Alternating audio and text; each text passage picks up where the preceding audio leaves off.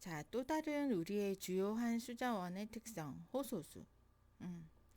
교수님, 저는 호소수를 우리나라에 그렇게 호수가 많나요? 라고 이렇게 얘기를 하겠지만 우리나라 사실 쌀을 생산하는 나라로서 쌀 농사는 근간이 물이에요. 기본적으로 논에 물을 가득 담아놔야 하잖아요.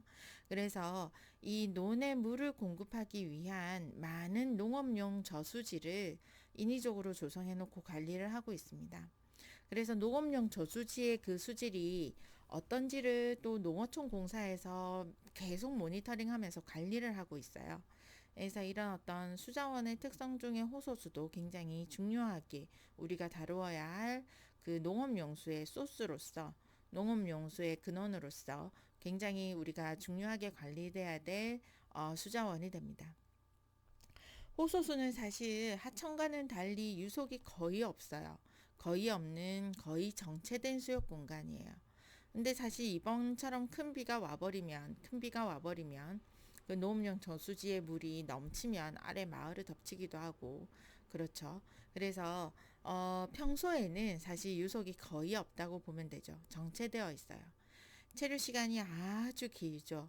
체류 시간이라 하면 어떤 물질이 어떤 특정 공간에 머무르는 시간을 의미하는데, 한 번 호수에 어떠한 물질이 유입되면 언제 빠져나갈지는 그 호수에서 물을 언제 이렇게 인양하는지에 따라 거기에 달릴 정도로 체류 시간이 길고 수심이 굉장히 깊습니다.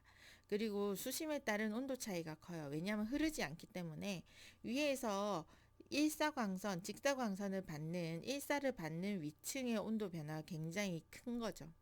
그래서 농업용 저수지에서 겨울에 얼음이 표면에 꽁꽁 얼기도 하고 지표수보다는 훨씬 많이 얼죠. 그죠? 꽁꽁 얼기도 하고 뭐 여름이 되면은 사실 굉장히 그 어떤 그 상층부의 그 어떤 온도가 커지기도 하고 높아지기도 하고 그렇습니다. 그래서 호소수의 수심에 따른 온도와 밀도의 분포를 보면은 이런 그래프를 많이 그려요. 여기서 이게 수심이에요. 여기가 표면. 아이고야. 여기가 표면. 아래로 내려갈수록 수심이죠. 즉 세로가 수심이에요. 수심이고 여기가 온도. 이쪽으로 가는 게 온도. 이쪽으로 가는 게 밀도라고 생각을 하고 한번 봅시다. 그래서 온도는 여기가 0도씨, 여기가 아마 뭐 한 20도씨 이런 식으로 해놓다 보면 여기 이렇게 여기가 10도씨. 그죠? 이렇게. 그리고 여기 밀도는 여기가 998.0 킬로그램 퍼 미터 3승이라고 봤을 때 여기가 1000 그리고 여기가 999 뭐 이 정도를 이렇게 본다고 합시다. 우리는 지금 어느 계절을 이렇게 보고 있냐면 여름을 생각하고 있어요. 그럼 여름에는 어떨까? 어, 호소수의 그 상층부에 해당하는 층이 갑자기 뜨거워진 공기의 영향을 받겠죠. 그래서 그러니까 여름에는 여기 지금 15도인데 15도하고 20도 사이까지 능히 올라가요. 그래서 이 사이에서 굉장히 온도가 높습니다. 아이고야.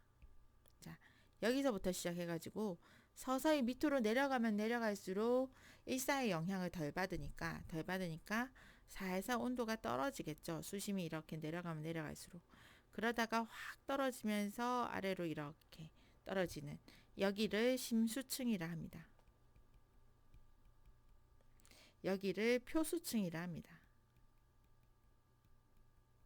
그리고 제가 빨간색으로 바꿔서 적을 건데요. 이렇게 온도가 확 바뀌는 여기를 우리는 수온 약층이라고 부릅니다. 수온 약층 이렇게 불러요.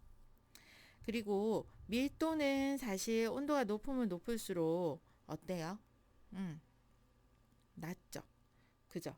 그래서 따뜻한 저밀도물에서 사실 찬 고밀도물까지 이렇게 떨어지게 됩니다. 그래서 여기를 기점으로 따뜻한 저밀도 물. 여기는 차가운 고밀도 물. 그럼 봐요. 밀도가 높은 차가운 물이 아래에 있어요. 그리고 밀도가 낮은 따뜻한 물이 위에 있어요. 그러면 누가 인위로 이렇게 휘저어 주지 않는 한 절대 상하혼합은 일어나지 않아요. 그래서 상하혼합이 절대 일어나지 않기 때문에 여기 이렇게 절대 상하혼합이 일어나지 않는 이러한 상태를 우리는 성층을 이루었다라고 합니다. 성층 현상이 일어났다고 합니다. 여름에 특히나 성층 현상이 강해요. 왜냐하면 위와 아래의 밀도 변화가 굉장히 뚜렷하게 일어나거든요. 자, 그러면은 여기서 호수와 연못과 같은 개방 수체에서 여기에서 봄, 여름, 가을, 겨울에 따라서 이게 어떻게 변할까요? 방금 제가 어떻게 표현했어요? 자, 여름에는 여기가 이제 10도씨라 하면은 여기서부터 한 이렇게 떨어진댔죠. 그죠? 제가 너무 좀 강조해서 그린 부분이 없지 않아 있어요. 아무리 심수에 떨어져도 막 4도 이렇지는 않은데, 이렇지는 않은데 조금 강조했어요. 너무 휘게 그렸다. 자, 다시. 자, 요렇게 해가지고 한 이쯤으로 이렇게 떨어지는 그러한 패턴을 가져요. 그러면 봄에는 어떻게 될까? 여기서 봄에는 여기서 가을로 넘어가 봅시다. 가을로 넘어가면 대기가 먼저 차가워지기 시작해요. 그죠? 그래서 가을에는 한 여기가 10도씨면 한 5도씨 근처 5도씨에서 10도씨 사이로 이렇게 형성을 해요. 즉 층의 수심에 따른 온도 변화가 수심에 따른 수온 변화가 거의 없습니다. 이럴 때 어떻게 되겠어요? 가만히 있는데 위층이나 아래층이나 밀도가 비슷해. 밀도가 비슷하면 약간 바람이 술렁 이렇게 불어도 확 뒤집어집니다. 바람이 샥 이렇게 불면은 위에 있는 물을 확 바람이 쓰고 가잖아요. 그러면은 밑에 있는 물이 올라와서 그 자리를 차지해야겠죠. 그래서 바람에 의해서 굉장히 쉬운 혼합 상태가 일어나죠. 혼합이 쉽다. 상하 혼합이 즉 성층이 깨진다라고 하죠. 성층이 깨진다라는 표현보다는 성층이 약해진다. 이렇게 표현을 하십시다. 자, 그러고 나면은 이제 겨울에는 어떻게 될까? 겨울에는 여기에 이제 수면에 닿는 물이 막 영하 아래로 떨어져요. 그럼 여기서부터 얼기 시작해. 그죠? 얼기 시작하면 여기가 지금 이렇게 되는 거지. 그래서 여기가 얼었어 이미. 여기가 이미 얼었어요. 제가 물이 이제 물 밀도가 4도씨의 최대가 되면서 가지는 수체 생명체의 보호 기능에 대해서 저번 시간에 설명을 했었죠. 그죠? 그래서 겨울에 이렇게 윗부분부터, 즉 수면부터 온도가 낮아지면서 얼음이 되면서 밀도가 확 낮아짐으로 인해서 얼음이 가라앉지 않고 위에 이렇게 하면서 이 위에 차가운 대기와 하층부의 물에 단열 역할을 해주는 거죠. 그래서 이 상층부의 온도가 하층부의 온도보다 더 낮고 얼음이 얼기 때문에 이 밑에 있는 애들은 더 이상 이 위에 있는 대기의 역할, 그 차가운 공기에 영향을 덜 받아가면서 이 아래서 물고기도 놀 수 있고 뭐 거의 움직임은 없습니다만 수초도 계속 살아남을 수 있고 이러한 상태가 되는 거예요. 자, 이러다가 사실 봄이 되면 또 상층부의 대기부터 서서히 더워지기 시작합니다. 그래서 여기가 10도씨라면 봄이 되면 한 이 정도 슬슬 성층이 생기기 시작하는 거죠. 이런 식으로 호수의 성층 현상은 이렇게 봄, 여름, 가을, 겨울 변화를 가집니다. 이때 사실 봄과 가을에 전도 현상이 일어나기 쉬워요. 전도현상 턴오버라고도 하고요. 상하층의 온도 변화가 미미하여 상하층의 온도 변화가 미미하여 바람이 조금만 불어도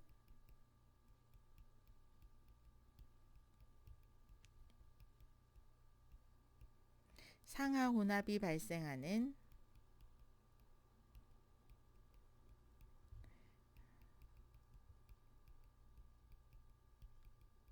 현상을 전도 현상이라고 합니다.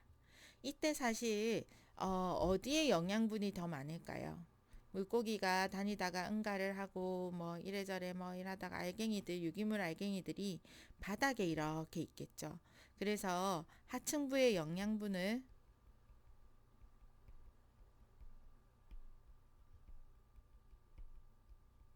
상층부로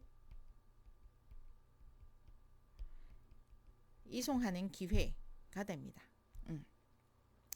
자, 이렇게 해서 호소수에 관한 걸 다 했어요. 그러면 이제 수질오염과 기초에 대해서 한번 들어가 보도록 하겠습니다. 자, 물을 마구 뽑아 쓰다가는 거짓골을 못 면한다 라고 제가 얘기를 했는데, 이거 저번 학기에 1학년 환경과학 시간에 수업을 할 때 좀 했던 거예요. 잠시만요. 전 물 좀 마실게요.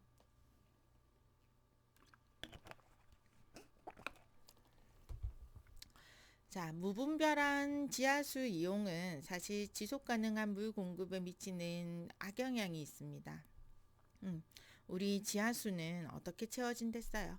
비가 오면 토양 알갱이 사이로 물이 이렇게 침투해 들어가서 결국 지하수 토양 아래에 있는 토양 알갱이 사이에 이렇게 저류가 되는 현상을, 저류가 된 것을 우리는 지하수라고 부르죠. 그런데 인간이 계속적으로 이 지하수를 뽑아 마시고 있어. 어떻게 뭐 천연 안반수 어쩌고 저쩌고 하면서 안반과 안반 사이에 저류되어 있던 많은 그 청정한, 언제 충전이 될지, 언제 충전이 완료되었을지도 모르는 그 깨끗한 물을 마구잡이로 뽑아 쓰고 있어요. 제가 방금 마신 물도 봐봐. 화산 안반수래. 안반수, 안반 사이에 있는 물. 요즘은 이렇게 잘 뜯어지게끔, 아유 참, 네, 착하긴 한데, 네, 뭐 여기 보가간에 수돗물 못 믿겠어요. 수돗물도 못 믿겠고 정수기 물도 못 믿겠다. 자, 그래서 사 먹고 있는 생수 보여드렸습니다. 이 인간의 물 사용과 도시 개발은 생태계에 큰 영향을 미치는데, 물 사용의 전반적인 내용에 대해서 이번 챕터에 한번 해보도록 하겠습니다. 자, 그래서 지구촌 물 분쟁에 대해서 제가 영상을 하나 보여드릴게요. 유튜브 영상인데요. 자, 중간에 광고가 좀 나올 수 있지만 이해하고, 제가 얼른 광고 건너뛰기를 할 테니까 이해하고 들어주기를 바래요. 자, 한번 같이 봅시다.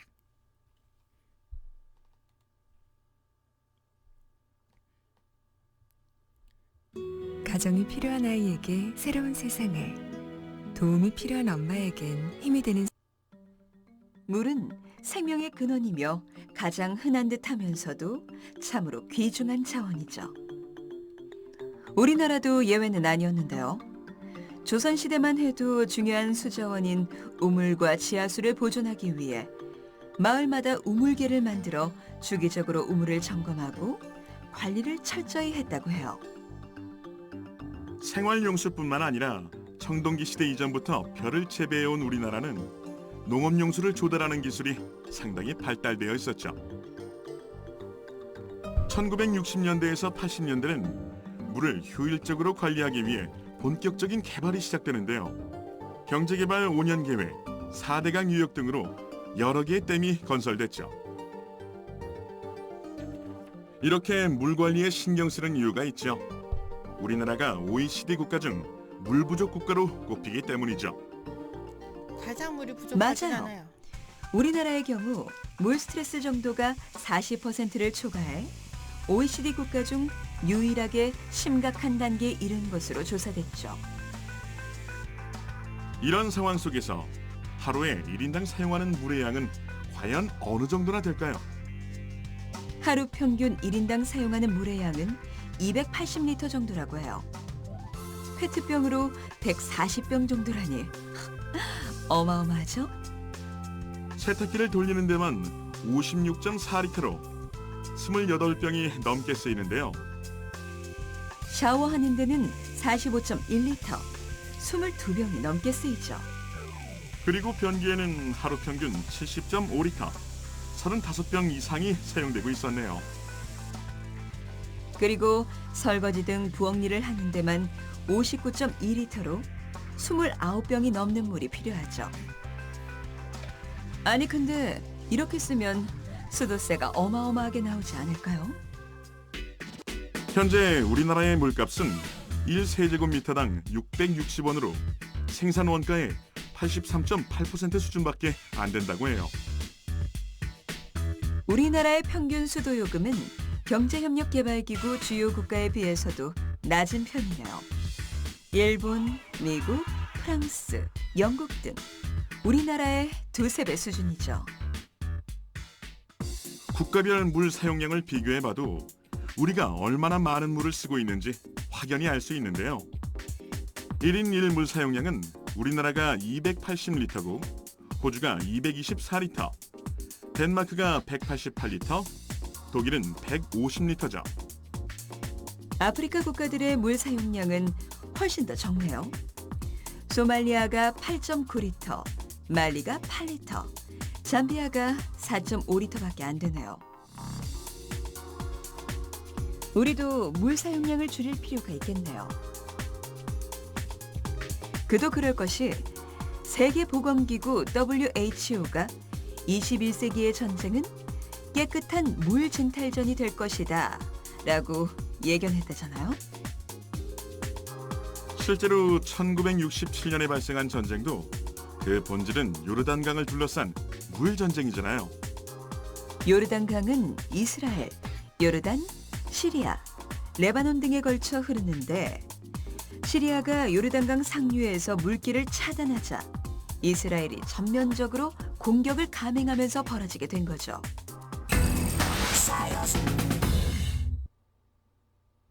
자가관리 정수기, 스스로 관리하는 정수기. 내가? 자, 동영상을 잘 보았습니까? 네, 물 쓰듯 쓰다가는 전쟁도 불사하는 상황이 발생할 수 있다라는 그런 어떤 내용이었어요. 그리고 우리나라가 굉장히 물을 좀 많이 쓰는 나라라는 것도 알 수 있지만 사실 우리보다 더 잘 사는 나라들도 많이 써요.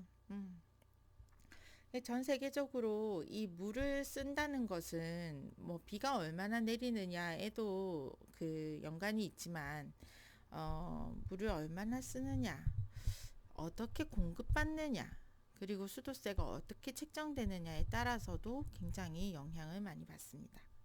자, 수질오염에 대해서 공부하기 전에 우리가 생각해야 될 상황이에요. 환경에 미치는 영향을 최소화하면서 인류의 물 수요를 맞출 수 있을지, 즉 물 사용에 영향을 미치는 전지구적 물 순환과 기후 변화를 이해를 해야 합니다. 그리고 전지구적 물 사용량에 대해서도 이해를 해야 되고요. 그리고 지속 가능한 물 공급을 위해서 개인적으로나 산업적으로나 사회적으로 지켜야 될 사항들은 없는지 우리가 잘 생각을 해봐야 되죠. 이 사진은 제가 요 밑에 이렇게 여러분한테 아마 그 프린트물로 제공되는 그 출처에서 가지고 온 저기 아프리카의 한 나라에서 물을 확보하기 위해서 사람들이 이렇게 동이를 이고 물을 뜨러 가는 장면이에요. 다큐멘터리 물 부족을 다룬 다큐멘터리에서는 항상 이런 어떤 물 부족에 시달리는 아프리카 사람들의 얘기가 많이 등장을 하는데요. 이분들 굉장히 어쨌든 그 어떤 부족 안에서의 그 소사이어티 안에서의 그 역할이 이렇게 양분되어 있겠지만 이 물을 좀 얻기 위해서 하염없이 이렇게 동이를 이고 걸어가. 하염없이 이렇게 동이를 이고 걸어가서 딱히 깨끗해 보이지 않는 물을 퍼옵니다. 그걸 퍼와 가지고는 또 별다른 그 뭐 없이 아이들은 또 반갑다며 목이 마르니까 날이 더우니까요. 목이 마르다며 그걸 받아 마셔요. 그래서 기생충에 감염되기도 하고 여러 가지 질병에 시달리기도 합니다. 어, 사실 여러분께 물을 가르치기 전에 제가 하고 싶은 말은 이 우리나라처럼 상수도 보급이 충분해서 여러분이 어디에서나 수도꼭지를 이렇게 틀기만 하면 그냥 마셔도 무방하다고 했어요. 안전하다고 하진 않았고, 때에 따라서 안전하지 않을 수도 있기 때문에, 그냥 마셔도 무방한 또는 얼굴을 씻어도 괜찮은 그런 깨끗한 물을 언제 어디서나 접할 수 있다는 것은 굉장히 개선된 보건적 조건을 우리가 누리고 있다는 것을 의미합니다. 생각해 보세요. 그 많은 물은 어디에서 올 건지, 여러분이 매일 아침 씻고, 마시고, 사용하고, 빨래하는 데 사용한 물은 어디에서 오는 걸까요? 어디에서 오겠어요? 다 우리 환경공학자들이 운영하는 그런 어떤 정수장, 정수 처리 시설, 그리고 우리 집까지 송하기 위한 관망시설, 이런 것으로부터 오는 거죠.